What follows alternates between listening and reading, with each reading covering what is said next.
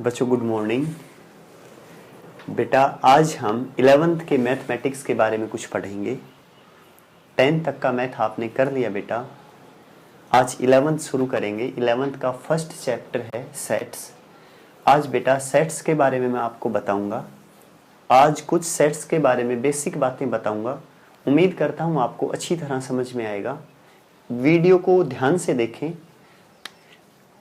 सबसे पहले मैं लेके चल रहा हूं बेटा कि सेट्स है क्या।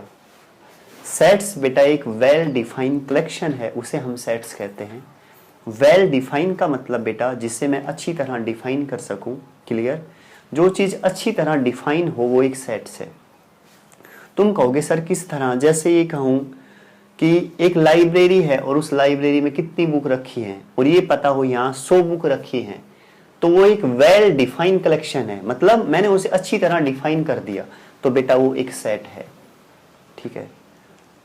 मैं जैसे ये पूछूं कि मुंशी प्रेमचंद ने कितने नॉवेल्स लिखे, क्या एक सेट है? तुम कहोगे हाँ सर एक सेट है। उन्होंने जो नॉवेल लिखे वो फिक्स है, हमें पता है कितने लिखे हैं, क्लियर। वो एक वेल डिफाइन कलेक्शन है, इसलिए वो सेट है।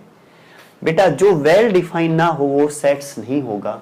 फॉर एग्जाम्पल मैं ये कह दूं कि भारत के टॉप 5 क्रिकेट प्लेयर कौन है, बताओ, क्या एक सेट है? नहीं, एक सेट नहीं हो सकता बेटा। आज कोई अच्छा खेल रहा है, हो सकता है कल कोई और अच्छा खेल ले, परसों कोई और अच्छा खेल ले। प्रेजेंट टाइम में जो अच्छा खेल रहा है उसकी डिमांड है बेटा। ओवरऑल हम ये नहीं कह सकते कि टॉप 5 क्रिकेटर ये हैं। ठीक है बच्चों। मैं ये कहूं टॉप रिचेस्ट पर्सन बताओ, क्या एक सेट है? नहीं बता सकते बेटा।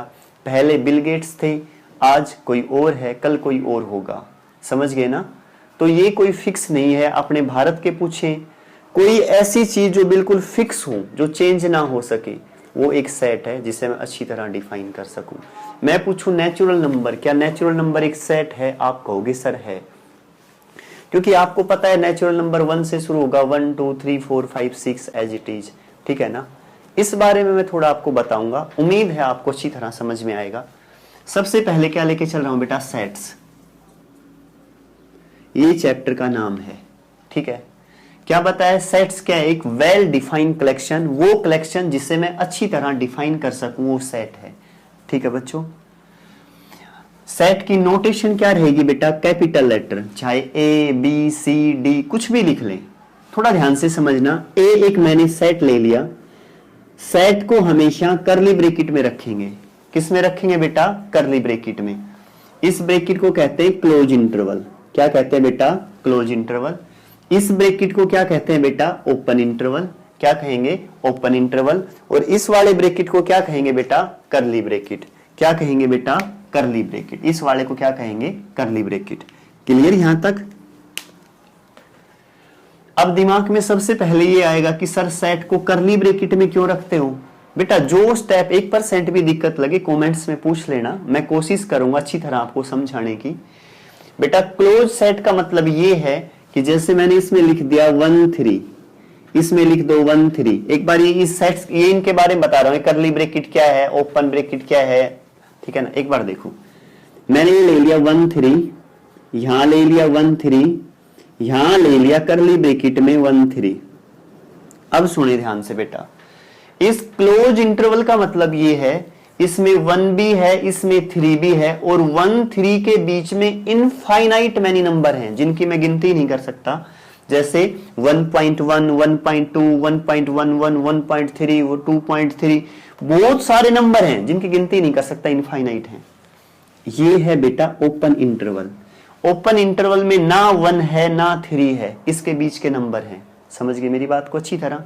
ना बेटा 1 है ना 3 है, सिर्फ बीच के नंबर हैं। बीच के कितने नंबर हैं? बीच के इनफाइनाइट नंबर हैं। 1.1 1.2 1.11 1.31 1.41 गिन ही नहीं सकते, इनफाइनाइट नंबर हैं। करली ब्रैकेट का मतलब ये है बेटा इसमें सिर्फ 1 और 3 है, इसके अलावा कुछ भी नहीं है। मैंने कहा था सेट एक वेल डिफाइन कलेक्शन है, वेल डिफाइन जिसे मैं अच्छी तरह डिफाइन कर सकूं। बेटा यहां साफ दिख रहा है, यहां 1 और 3 है, इसके अलावा कुछ नहीं है। इसलिए सेट की नोटेशन कैसी रहेगी? करली ब्रैकेट। यहां तक मैंने आपको क्या बताया है? सेट्स को लिखेंगे कैसे? कैपिटल लेटर ले लें, कुछ भी, ए बी सी डी कुछ भी ले सकते हो, कैपिटल लेटर रहेगा। कैसी ब्रैकेट में रखेंगे बेटा? करली ब्रैकेट में। दो बात समझ में आ गई।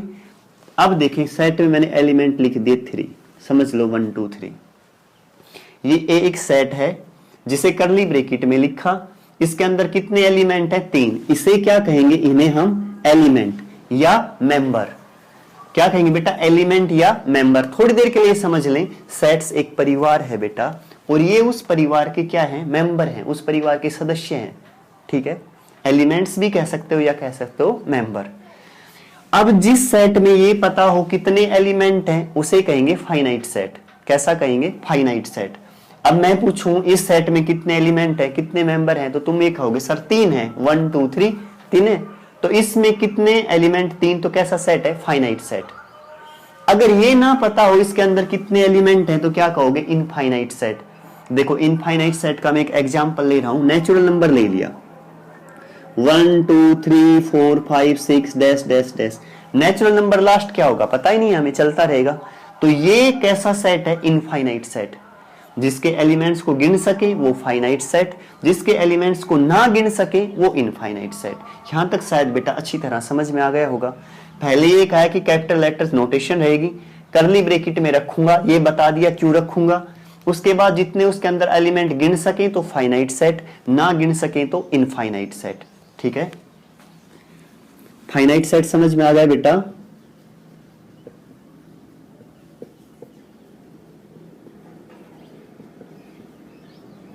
Finite, infinite. अब बेटा सिंगलटन सेट, एक सेट जिसके अंदर सिर्फ एक ही एलिमेंट हो सकता है 1 हो 2 हो, सिर्फ एक एलिमेंट हो। जिस सेट में एक एलिमेंट हो उसे क्या कहेंगे? Singleton set. क्या कहेंगे बेटा? Singleton set. ए ले लें इसे। एक एलिमेंट जिसमें कोई भी एलिमेंट ना हो, सेट में खाली हो, उसे कहेंगे नल सेट या एम्प्टी सेट या वॉइड सेट। क्या कह सकते हो? नल सेट भी कह सकते हैं आप, एम्प्टी सेट भी कह सकते हैं या वॉइड सेट भी कह सकते हैं। किसे कहेंगे नल सेट? जिस सेट में एक भी एलिमेंट ना हो। या तो आप इसकी नोटेशन ऐसे लिखोगे या फाई लिखोगे। क्या लिखोगे बेटा? फाई। गलती से ऐसे मत लिख देना, ये तो अब एक एलिमेंट होगा इसके अंदर 0। क्लियर बच्चों? दोबारा बताऊं बेटा, क्या बताया?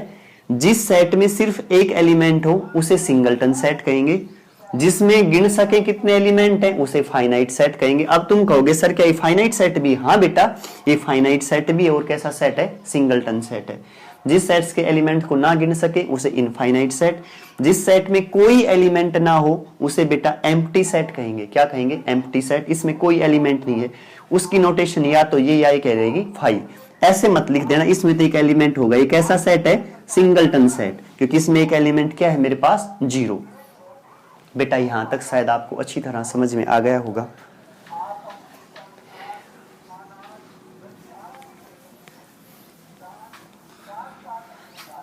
एक सेट है उसमें कितने एलिमेंट हैं? 3 एलिमेंट है, इसे क्या कहेंगे? Finite set. सेट का कार्डियल नंबर किसे कहते हैं? कार्डियल नंबर का मतलब ये है बेटा कि उस सेट में कितने एलिमेंट है। अगर मैं इसका कार्डियल नंबर पूछूं तो क्या कहोगे? 3। क्यों? क्योंकि इसके अंदर 3 एलिमेंट है। अगर किसी सेट में 4 एलिमेंट हो 2 6 9 5, तो मैं ये पूछूं इसका कार्डियल नंबर क्या है तो क्या कहोगे कि इसमें 4 एलिमेंट है सर, तो कितने कार्डियल नंबर होगा इसका? 4। क्लियर बेटा यहां तक? ठीक है। उसके बाद आता है इक्वल सेट। क्या है? एक सेट जिसमें सेम एलिमेंट हो जो इस सेट में है, ए में है उतने किसमें हो? बी में। देखो बेटा एक सेट है ए जिसमें एलिमेंट है 1 2 3, एक सेट है बी उसमें एलिमेंट है 2 1 3। देखो बेटा एलिमेंट्स को आगे पीछे लिख दें कोई फर्क नहीं पड़ेगा, चाहे 1 2 3 लिखें या 2 1 3 लिखें या 3 1 2 लिखें, बात सेम है। जिस सेट में नंबर ऑफ एलिमेंट सेम हो और वही एलिमेंट वो के वो, तो उसे क्या कहेंगे? Equal set. क्या कहेंगे? Equal set. अच्छी तरह क्लियर बेटा? एक सेट ए है इसमें एलिमेंट है 1 2 3, एक सेट बी है इसमें एलिमेंट है 1 1 2 3। अब क्या ये इक्वल सेट है? पूरा ध्यान देना बेटा, एक एलिमेंट को चाहे मैं कितनी बार ही रिपीट करूं वो एक बार ही काउंट होगा। यहां एक है, इस एक को मैंने 2 बार लिख दिया ना, कोई फर्क नहीं पड़ेगा बेटा, चाहे 10 बार लिखें आप, ये एक बार ही काउंट होगा। अगर मैं ये पूछूं इसमें कितने एलिमेंट हैं तो आप क्या कहोगे? इसमें 3, 1 2 3, और इसमें भी कितने हैं? 3। ये मत कह देना सर 4 है ना बेटा, ये मैंने रिपीट कर रखा है, और सेट में रिपीट करें कोई फर्क नहीं पड़ता बेटा, इसमें 3 एलिमेंट ही काउंट होंगे, ठीक है ना। तो ये सेट दोनों क्या है? एक दूसरे के इक्वल। अच्छी तरह क्लियर? ये कहा है बेटा, इसी सेट के एलिमेंट्स को अगर मैं रिपीट कर दूं तो एक बार ही काउंट होगा, समझ गए ना। इक्वल सेट है, ये इसके इक्वल है, ऐसे लिख दूं 1 1 2 2 3 3, क्या ये इक्वल है? हाँ इक्वल है, क्योंकि यहाँ 1 है, यहाँ भी 1 है, यहाँ 2 है, यहाँ भी 2 है, यहाँ 3 है, यहाँ 3 है। ये रिपीट कर रखे, रिपीट करने से सेट पे कोई फर्क नहीं पड़ेगा बेटा। यहां तक शायद आपको अच्छी तरह समझ में आ गया होगा। ये क्या था? Equal set. एक है बेटा इक्विवेलेंट सेट। इक्विवेलेंट सेट क्या है? एक सेट है जिसमें एलिमेंट ले लिए मैंने 1 2 3, 3 एलिमेंट। दूसरा सेट ले लिया, उसमें एलिमेंट ले लिए ABC। देखो अब ये इक्वल नहीं है, इसमें A है, इसमें 1 है, समझ गए ना, इसमें B है, इसमें 1, लेकिन नंबर ऑफ एलिमेंट इसमें भी 3 है और इसमें भी 3 है, समझ गए बेटा। इसलिए सेट क्या है? Equivalent set. इक्वल सेट नहीं है, क्या है? Equivalent set. A near equal to B, ये बेटा इक्विवेलेंट सेट है। क्लियर ना? अच्छा।